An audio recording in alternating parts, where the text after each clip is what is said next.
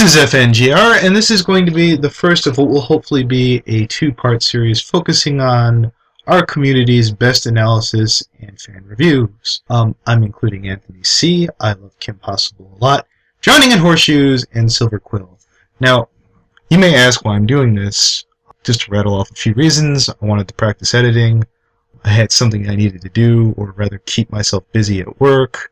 And I basically wanted to cherry pick a bunch of clips together that I thought would make some of the fan analysis reviewers look kind of silly. But to be totally honest, I find their humor endearing. I often rib on Ben Yahtzee's so-called reviews at The Escapist for his overall and I think excessive focus on humor. It's too much fluff without enough substance. But I do realize that at the same time, without that humor, these reviewers wouldn't be as nearly as amazing as they are. Whether they're being uplifting, goofy, trollish, or relatable, each embodies one, if not more, of these elements of the fandom. But if this project ends up bothering any of the subjects, I will re-edit it and take out all the offending pieces. Now, if you're having any trouble yourself on your own fan analysis, guys, I hope you can take a look at some of these clips as a source of inspiration. I intend to do Ann Y, Tommy Oliver, Digibrony, and Braun Brony next time. I'm kind of putting off tackling some of those guys because they have a lot of content to sift through. Thank you. FNGR here, covering highlights from Anthony C. Says, no possible way these magnificent brain boxes haven't got the first wrinkly pupa of an idea how to get me back home. That could never happen. Oh, drop dead. Mind-blowing defense of this noise. Oh, no way. I don't like this episode. Say what? I don't like this episode. Don't you watch my videos? He doesn't like an episode, people! He doesn't like an episode! It's okay! You can all go home! Dude. Crew invading some poor pony's personal home to rummage through her private gear, and not a hoofbeat later they're all standing outside said home watching the resident get herself stallion handled by a bunch of generically evil male earth ponies. Snort. So here's my young adult 1,000 words or less first-time author's Pulitzer Prize winner. What in all creatures great and small was the point of making Twilight's special sauce a fully fledged Alicorn McPrincess by the end of last season if she can't stop four unarmed dudes from mugging a lady in her own fortress of? I mean, you're telling me these seraphic majesties can shift the forces cosmic but are all thumbs when it comes to the crunch? It's still a good show, right? And I bet this episode's gonna be just fine. Right? I don't like this episode! It is a bad episode, and you should feel bad when watching it! But alas, this made me cry tears of joy. Most beautiful episode ever. Oh, sweet Celestia, Vital Scratch has magenta eyes! Boo! Boo! Amore Cadenza, and Twilight's ever-loving big brother and best friend forever, Shining Armor. Oh, you remember Shining Armor, don't you?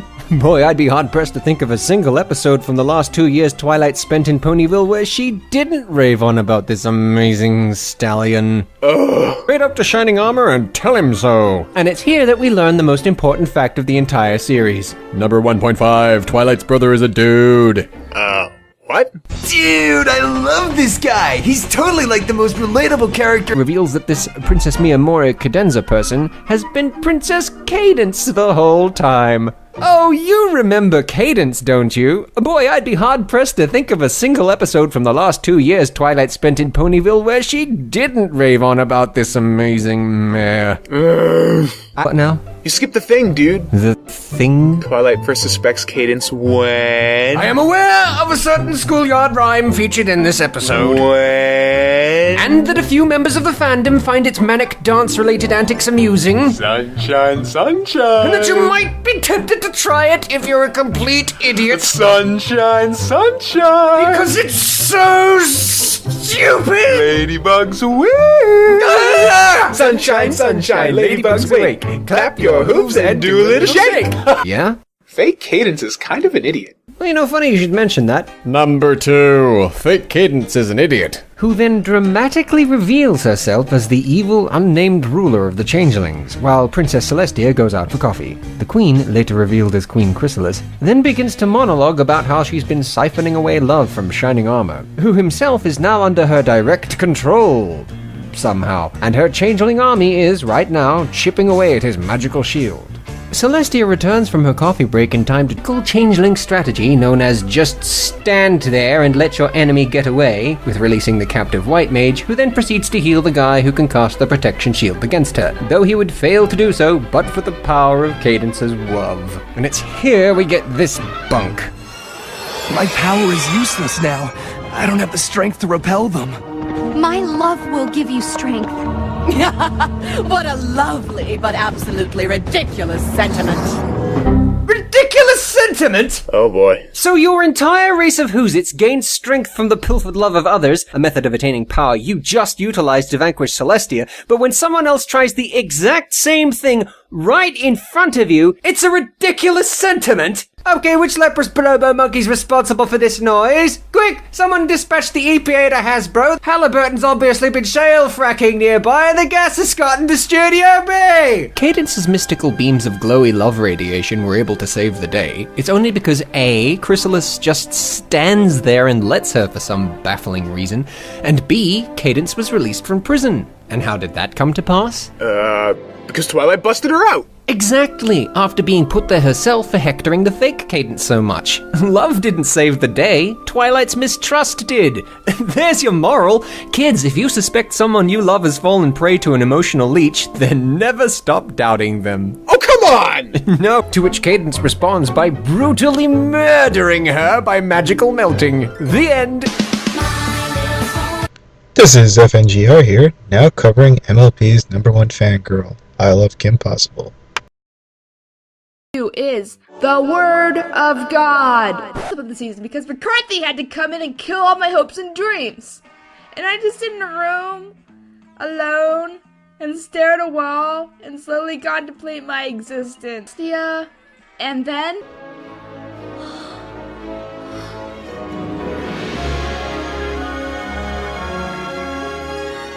I can't believe it. I've never seen so many books in all my life. So as Twilight is having a nerdgasm, Rainbow Dash and Applejack are having a dick measuring contest. What else is new? I'm a horrible person, I know. Oh wait, one more gag. And now you know how it feels! It feels so right, doesn't it? I know I should say hit it, but, Drop it.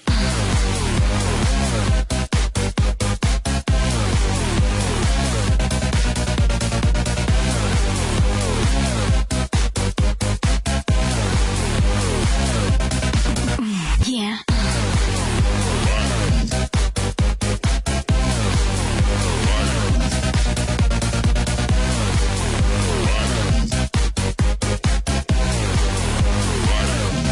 while I don't know about that rebellion stuff, people think he might fight some of the other villains. Epic showdown of epicness. Epic party battles of history! Queen Chrysalis versus Discord! Sorry. This is FNGR, and we are now taking a look at Drowning in Horseshoes. And I want one of those fleshlights that are colored like you and your friends. You can just get me the rarity one. For the last time me as a girl because she feels threatened by masculinity. Oh, I feel like I'm about to give birth to an elephant. You mammals are disgusting. It's always pregnancy this and live birth that. Or maybe it's just women I hate. I let you watch one football game and you're already a misogynist. The episode starts with Rainbow Dash and Applejack doing their whole sporty spice, power dyke, sexual tension thing. This cartoon's only big enough for one tomboyishly athletic character. Why don't you make like a tree and get out of here? It's leave, Biff. Make like a tree and leave. It's Castle. Well, Spike and Twilight are there on an assignment from Celestia. Rarity and Fluttershy came in search of old royal fabrics, because apparently Rarity's insane. Night in this creepy castle, and strange things are ahoof. Get it? I said a hoof instead of a foot. Ha ha ha! Oh, oh my god, it's Pinkie Pie, that's amazing. And episodes dealing with the entire cast. Did you know I can totally play the organ? Because I didn't! I have a lot I could say about the ongoing Flanderization of Pinkie's character, and I will. That video's coming. Suffice to say, she seems to have devolved from comic relief to village idiot, and it's fucking annoying. Dare to see who's the most daring. But when the bees fly away, they're both wearing protective bee suits. How is that daring? If I had a bee suit, I would let bees crawl on me all day. I like bees. If you didn't have to worry about being stung, why wouldn't you cover yourself in bees? I'd walk through Detroit like that, just daring someone to try and rob me. Oh, what's that? You want my wallet? Well, sure, all you gotta do is get past the bees, motherfucker! I always let my imagination run away from me. Then it comes back with cake. Shut up! Brony and proudly pesters the popular pensmith, pockets primed and packed with Italian pasta. Oh my god! Looks like Applejack hit the cider early. Watching. Yeah, don't help or anything. You're only a world-class athlete and a powerful warlock with royal authority. I'm sure there's nothing you could do to lend a hoof. Get it? I said hoof instead of finger again. I'm so good at this. Riley, fuck it, we'll do it live. I said we're doing it live. Get out of here. Bloom's just being a bitch. I guess that hot-headed, stubborn streak runs in the family. In fact, I guess you could say that the apple doesn't fall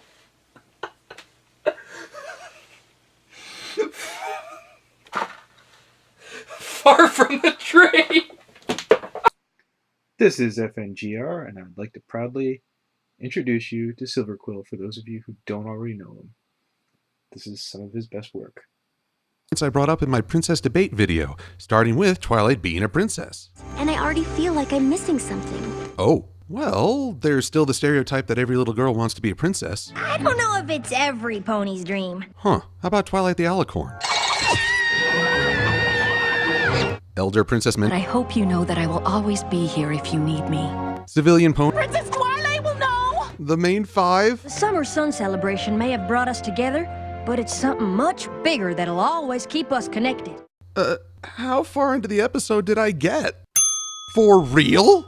I worked so hard on that video. Shadow ponies? How ridiculous is that?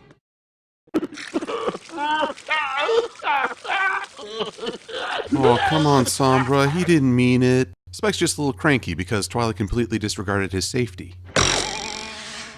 Tell you what, why don't you go conquer that 7-Eleven down the street? Get back in the villainous spirit. Within a secret chamber, Twilight discovers Celestia's secret diary. So being the mature, respectful pony she is, she immediately cracks it open and starts reading through. Come on, princess, give us the dirt. And they brought...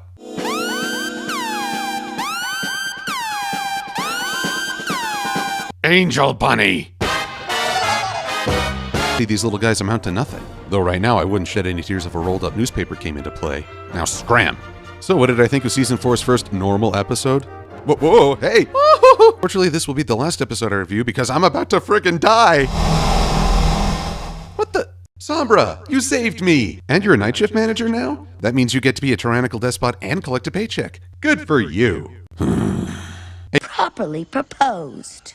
Oh no. Daring, do you realize what you've done? You have unleashed a fresh wave of... slash fiction! Lyra's sitting strangely and dragon-shy, and suddenly she's obsessed with the mythology of humans and their oh-so-special hands. Barry Punch swipes a bit of punch at a party, and suddenly, behold the town drunk. We see a Cole playing an arcade game, and barely a year later we have an amazing animated short, and isn't that there must be a cause for this delay. Real life! She needs help dealing with whatever everyday nonsense is distracting her from spending her every living, breathing second writing. Ugh. It's like every Song of Ice and Fire, Harry Potter, Half-Life, and Yu-Gi-Oh! Abridged fan rolled into one. If a fan had tried posting something like this, people would have denounced it as a bad OC. Oh no, I said it! I hate original characters! Just use a background pony! Self-insert! Very soon! Originality is bad! If it seems like... Can help her, maybe? Oh, Flutterdry, never change. But seriously, what kind of jerk just sits outside and watches while someone is engaged in a 3-on-1 fight? Oh. But Dash's fanfiction dreams can come true, like this latest rendition I found while raiding her fridge. The thick chains wrapped tight around Darian's legs, pulling them wide. no, ow, ow, ow, ow. Seriously, Rainbow, I don't think this thing on page 35 is physically possible. No, I can't promise that. I don't think there are many fans who could promise that. Sorry, guys, I'm talking to my producer. He's a jerk. Oh, nuts to professionalism. I'm not Miss Harshwinnie, and quite frankly, there's nothing you can do to stop me.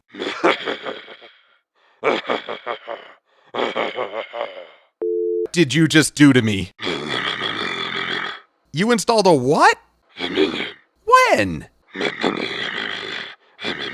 I thought you wanted to be drinking buddies. So, how many volts are we talking here? That is enough to cook a turkey. Season 4 about to start up, we're looking at more and more arguments. At one end of the reaction spectrum, we have the Ragers. These livid fans think that Alicorn Twilight is just the worst thing ever, and this show is stupid now and I'm leaving forever. But not really. And at the opposite extreme, we have the Zealots. These dewy-eyed fans believe that Princess Twilight is just the greatest thing ever, and this show is absolutely perfect, and anyone who doesn't agree can just GTF all of our fandom. And all aboard the hype train! And let's start things off with, nothing says friendship like having all your friends bow to you. Hear me, friends. I'd like you all to show your camaraderie by bowing before me. Whoa, hey, wait, what are you? Oh my god, ow, no, ow, oh, no, that's not bowing. Ow, ow, ow, oh, oh. Yens and horns, still holding my breath on Alicorn.